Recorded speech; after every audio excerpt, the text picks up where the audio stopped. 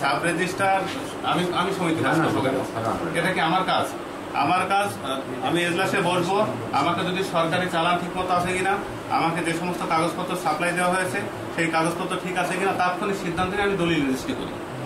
আমার তো এইটা কাজ না যে আমার পিছনে কে কি কোথায় কি করছে। এই 3 বছর আমি দায়িত্ব পালন করছি, আমার কাছে সিঙ্গেল একটা অভিযোগ আসেনি।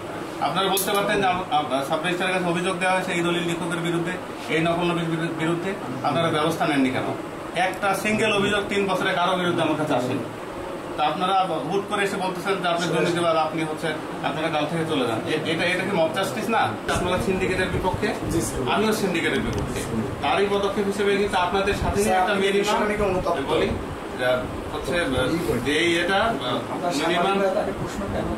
যেই মিনিমাম পারিশ্রমিক ঠিক করেছে সেই পারিশ্রমিকে দলিল করবে, এখানে সিন্ডিকেট থাকবে না। আর দ্বিতীয়ত আপনারা যাদের বিরুদ্ধে অভিযোগ, যে লেখকদের বিরুদ্ধে অভিযোগ, তাদেরকে আপনারা বরাবর জেলা রেজিস্ট্রার মাধ্যম সাব রেজিস্ট্রার লালপুর লিখে আপনারা আমাকে রাইট আপ দেন, আমি আজকের মধ্যে সেটা ফরওয়ার্ড করে আমাকে প্রদান কর্তৃপক্ষকে পাঠিয়ে দেব। আপনি যে মানে আপনাদের যে সমস্ত অভিযোগ দলিল লেখকদের বিরুদ্ধে এগুলো আপনারা একটা রাইট আপ লিখে দিতে হবে মাধ্যম সাব রেজিস্ট্রার বরাবর জেলা রেজিস্ট্রার। তো আমাদের যে মূলভাবের একজন আমি আপনাকে দেখছি যে আপনি সবার সাথে খুব বিনয়ের সাথে কথা বলেন, আপনার ব্যবহার আচরণ আসলে ভালো। আপনার এখানে দায়িত্ব, আপনি সরকারের পক্ষ থেকে এসেছেন, আপনি একটা বিশেষ নন ক্যাডার সাব রেজিস্ট্রার। আপনি দুর্নীতি যে গ্রস্ত একটা সাব রেজিস্ট্রার অফিস ছিল, সেই সিন্ডিকেট ভাঙতে আপনিও ছাত্রদের পক্ষে এখন, হ্যাঁ অবশ্যই স্যার পক্ষে এখন। এনজিওর কিস্তি প্রথমবার বিকাশ পেমেন্ট করলেই 20 টাকা ইনস্ট্যান্ট ক্যাশব্যাক। তার এখান থেকে বদলির একটা নোটিশ এসেছে এবং সেখানে তিনি বদলির জন্য আমাদের এই সাব রেজিস্ট্রার অফিসে একটা প্রসিডিউর আছে যেখানে তিনি বদলির কিছু কার্যক্রম করবেন।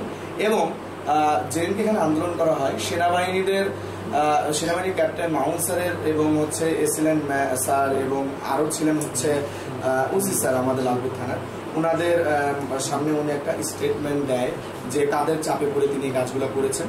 সো সেক্ষেত্রে তিনি তাদের নামগুলো উল্লেখ করেছেন। তাদের মধ্যে এখানে লাইসেন্সধারী আছেন মৌরিরা অনেকে।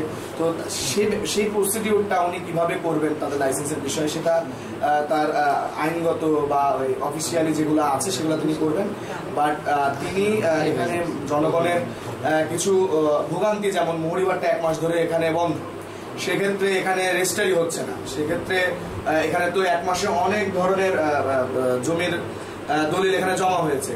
তো এখানে আমাদের যে জনগণগুলো আছেন তাদের তো এই জমিগুলো অনেকে রেজিস্ট্রারি করে, অনেকে বিক্রি করে দিয়ে তাদের সেবা করার জন্য দেশের বাইরে যায়, দেশের বাইরে চিকিৎসার জন্য যায়। আবার পাশাপাশি বিভিন্ন ধরনের কাজে তারা তাদের অর্থটা ব্যবহার করে।